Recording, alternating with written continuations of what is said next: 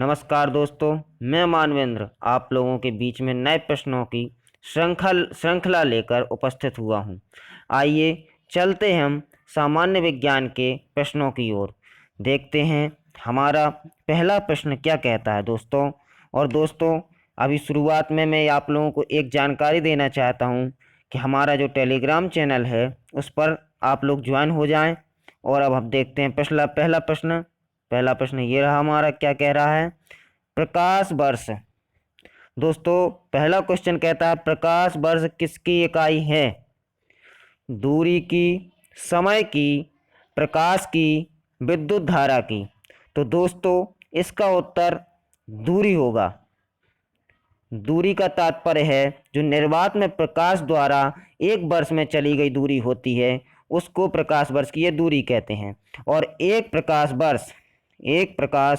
वर्ष बराबर क्या होता है दोस्तों? 9.46 गुणे 10⁻15 मीटर।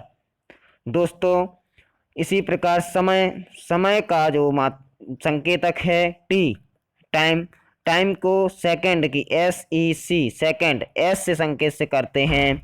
विद्युत धारा एम्पियर, विद्युत धारा की इकाई एम्पियर है, इसका संकेत ए है। दोस्तों, इसी प्रकार हम चलते हैं नए प्रश्न की ओर। हमारा नया प्रश्न ये रहा, इसका देखिए उत्तर दूरी है। दूसरा उत्तर ये रहा, क्वेश्चन ये रहा, पारसेक।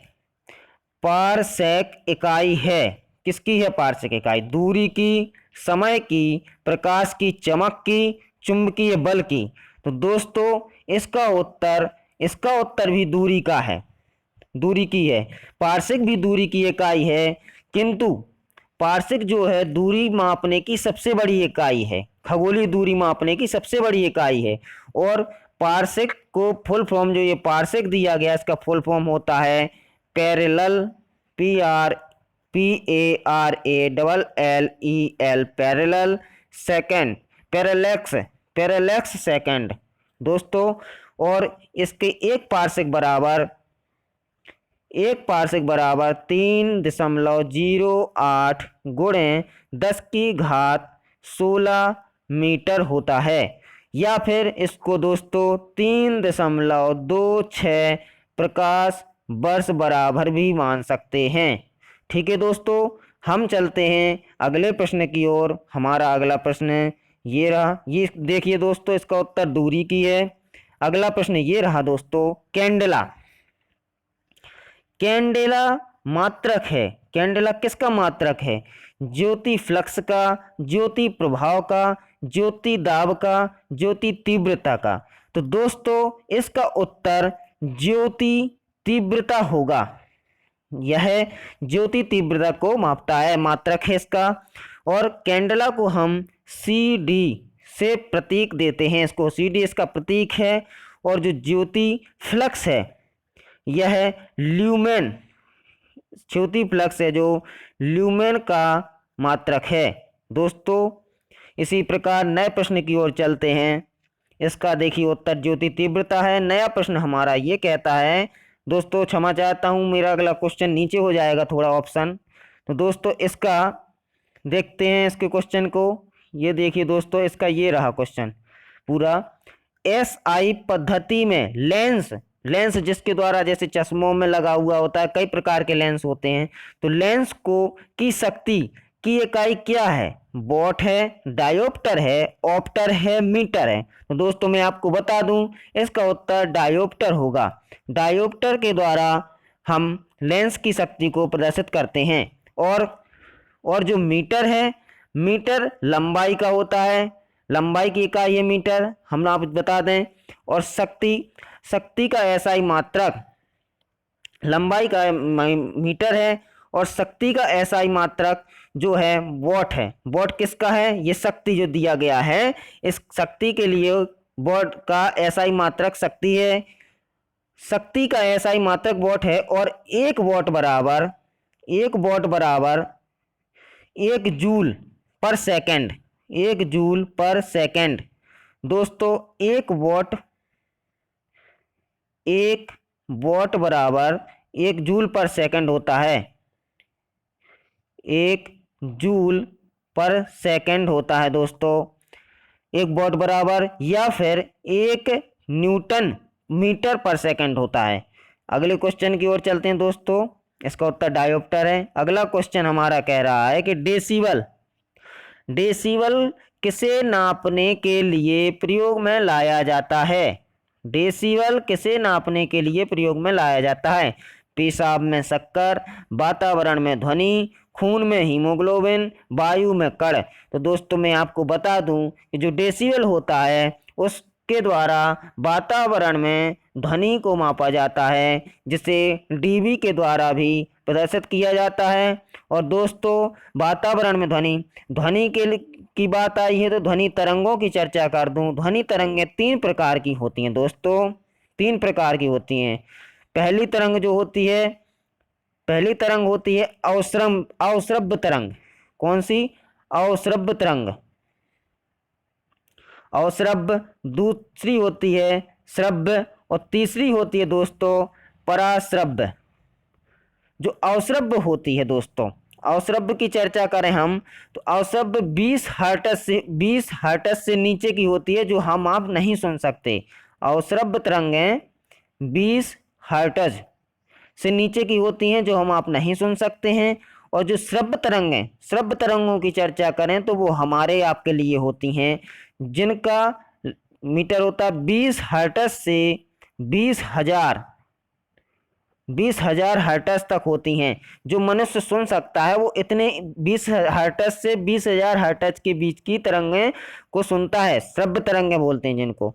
और जो पराश्रव्य, मैंने तीसरी तरंग बताई पराश्रव्य, यह 20,000 हर्ट्ज से ऊपर की तरंगें होती हैं। इनको मनुष्य, साधारण मनुष्य नहीं सुन सकता, इनको केवल कुत्ता, बिल्ली, चमगादड़ आदि सुन सकते हैं, इनको हम आप नहीं सुन सकते। इसी प्रकार हम आप चलते हैं नए क्वेश्चन की ओर। इसका उत्तर देखिए, वातावरण में ध्वनि। हीरा, हीरा यानी कि डायमंड है, क्या है हीरा? तत्व है, यौगिक है, मिश्रण है, तरल है। तो दोस्तों मैं आपको बता दूं कि हीरा एक तत्व है, और यह बहुत कार्बन का कठोर शुद्धतम रूप होता है। जो कार्बन होता है, कार्बन का शुद्धतम रूप है। इसका उपयोग हम कांच काटने के लिए भी करते हैं। और इसकी जो भारत की एकमात्र केवल सक्रिय खदान हमारे मध्य प्रदेश के मझगवां गांव में है। मझगवां गांव में है हीरा की केवल एकमात्र खदान, जो जिला पन्ना में आती है। दोस्तों हम नेक्स्ट क्वेश्चन की ओर चलते हैं। इसका उत्तर देखिए, तत्व है। नेक्स्ट क्वेश्चन ये कहता है कि एक इलेक्ट्रॉन पर कितना आवेश होता है? एक इलेक्ट्रॉन पर कितना आवेश होता है? तो दोस्तों ऑप्शन दिए गए हैं, -1.6 इंटू 10⁻⁻19 कूलाम। सी का मतलब है कूलाम, क्योंकि आवेश का जो है मात्रक होता है कूलाम होता है। ठीक है दोस्तों, कूलाम प्लस 1.6 इंटू 10⁻⁻19 कूलाम, या फिर -1.6 इंटू 10⁻19 कूलाम, या फिर +1.6 इंटू 10⁻19 कूलाम।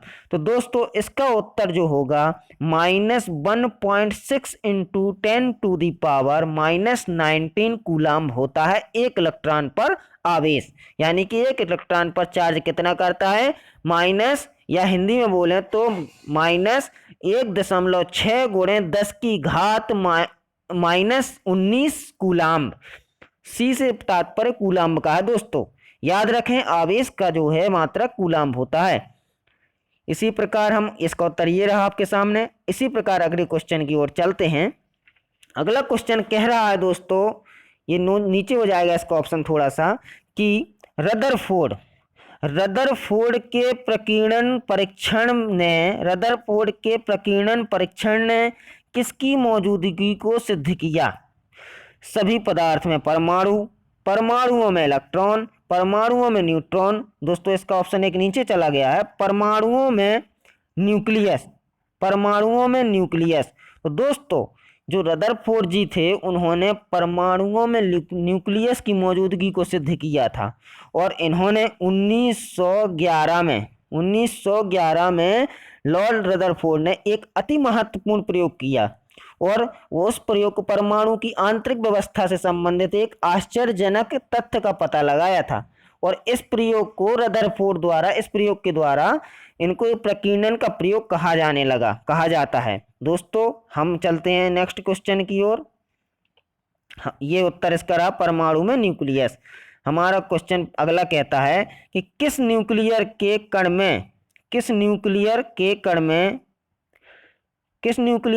में कोई द्रव्यमान कोई आवेश नहीं होता किंतु प्रचक्रण होता है। तो दोस्तों इलेक्ट्रॉन, प्रोटॉन, न्यूट्रॉन, मेसॉन।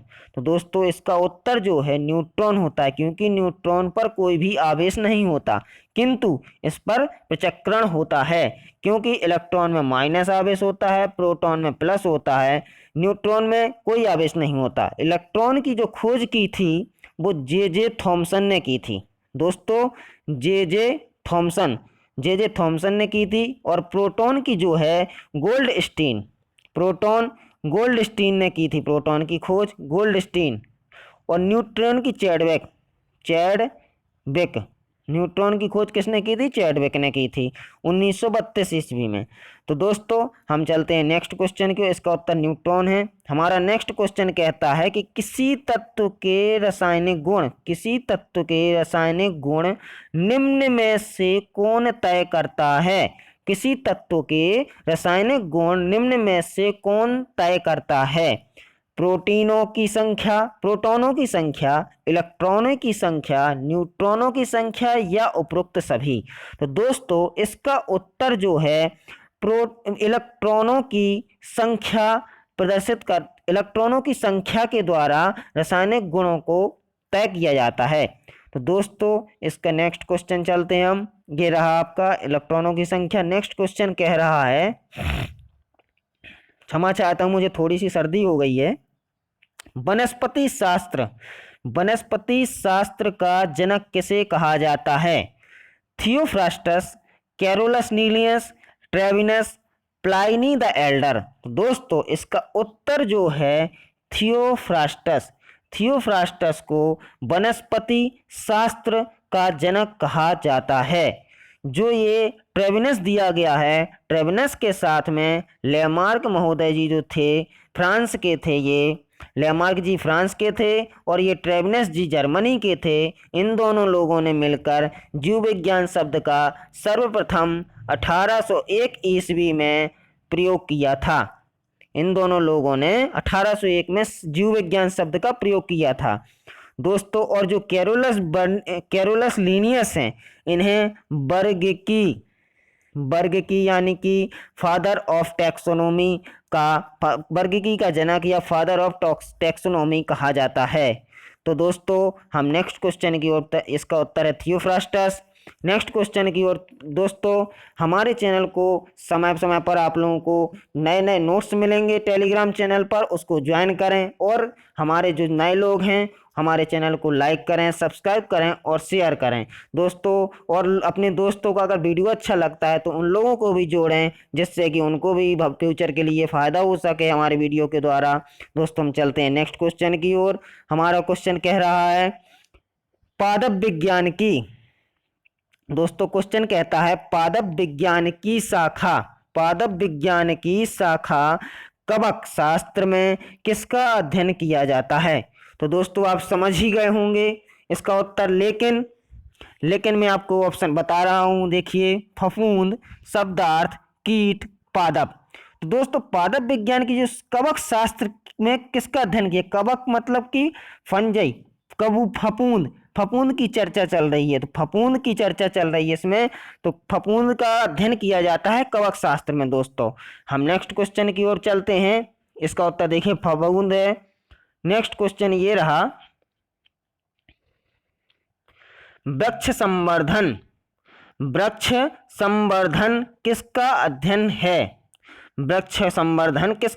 वृक्षों एवं वनस्पति की खेती, पादप जीवन का विज्ञान, बागवानी कला, फसल उगाने की कला। तो दोस्तों जो वृक्ष संवर्धन में किसका अध्ययन किया जाता है? वृक्षों एवं वनस्पति की खेती का अध्ययन किया जाता है वृक्ष संवर्धन में।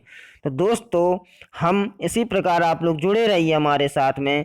आप लोगों को महत्वपूर्ण प्रश्न हैं ये, बिल्कुल जो पेपर में आते ही हैं। इसका उत्तर देखिए दोस्तों, वृक्षों एवं वनस्पति की खेती है। और इसी प्रकार से आपको नए नए क्वेश्चन मिलते रहेंगे। आप लोग जुड़े रहिए, बने और घर पे रहिए, सुरक्षित रहिए आप लोग। और हमारे चैनल को लाइक कीजिए, सब्सक्राइब कीजिए और शेयर कीजिए। और जो हमारा टेलीग्राम चैनल है उसको ज्वाइन कीजिए, जिससे कि आपको समय समय पर पीडीएफ्स वगैरह, नोट्स वगैरह भी मिलते रहेंगे। दोस्तों अभी कुछ टेक्निकल प्रॉब्लम है, वो धीरे धीरे कवर हो रही हैं। आप लोग भी देखें वीडियो में, जो पहले वीडियो में कुछ अंतर होगा आज की वीडियो में और पहले में। तो आप दोस्तों देखते चलिए, धीरे धीरे टेक्निकल प्रॉब्लम दूर हो रही हैं।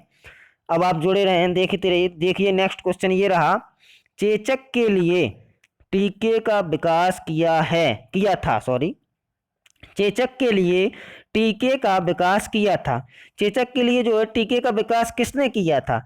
मिस्टीन ने, लुई पास्चर ने, एडवर्ड जेनर ने, बॉक्समैन ने। तो दोस्तों हम आपको बता दें कि जो हमारे एडवर्ड जेनर ने चेचक के टीके का विकास किया था। और दोस्तों हम अगले नेक्स्ट क्वेश्चन की ओर चलते हैं। दोस्तों हमारा इसका उत्तर देखिए एडवर्ड जेनर ने है। नेक्स्ट क्वेश्चन बहुत ही महत्वपूर्ण क्वेश्चन, क्योंकि जो अभी चल रहा है अभी देखते हैं आप क्वेश्चन को। पहले तो दोस्तों इबोला क्या है? इबोला ये हमारा अंतिम क्वेश्चन है दोस्तों, और हमारे साथ जुड़े रहिए। देखिए इबोला क्या है? इबोला कवक है, बैक्टीरिया है, प्रोटोजुआ है या वायरस है? दोस्तों वैसे आप समझ गए होंगे, मैंने क्योंकि धोखे से पहले क्वेश्चन में थोड़ी सी हिंट दी थी। वायरस है, इबोला एक वायरस है। जिस प्रकार अभी कोविड-19 जो वायरस चल रहा है, उसी प्रकार से इस वायरस जो इबोला एक वायरस है, इसकी पहचान 1976 में की गई थी। इबोला वायरस की पहचान 1976 में की गई थी। और जो कोविड-19 है, दोस्तों कोविड-19 है जो, इसकी पहचान सर्वप्रथम दिसंबर 2019 में की गई थी। इसीलिए इसको कोविड और जो 19 लगा हुआ है वह 2019 का जो वर्ष का अंतिम 2 अक्षर हैं उनको लगाया गया इसीलिए। तो और इसका सर्वप्रथम पहली बात, कोरोना वायरस जो कोविड-19 कहा गया, यह सर्वप्रथम कहाँ पर पाया गया था? यह चीन के दोस्तों, यह चीन के वुहान शहर में पाया गया था, चीन के कोरोना वायरस।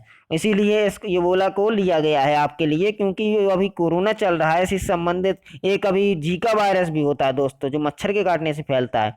तो दोस्तों इसी प्रकार हमारा ये अंतिम क्वेश्चन था और इसका उत्तर ये रहा, वायरस। तो दोस्तों हमारे साथ आप लोग जुड़े रहिए, हमारे चैनल को लाइक कीजिए, सब्सक्राइब कीजिए, शेयर कीजिए। और मेरे भाइयों बहनों देखते रहें और अध्ययन करते रहें और घर पर रहें, सुरक्षित रहें, यही मेरी आपसे अपील है। और दोस्तों हमारे चैनल को लाइक सब्सक्राइब जरूर करें, और अच्छा लगे तो अपने फ्रेंड्स को शेयर भी करें। जय हिंद, जय भारत, नमस्कार दोस्तों।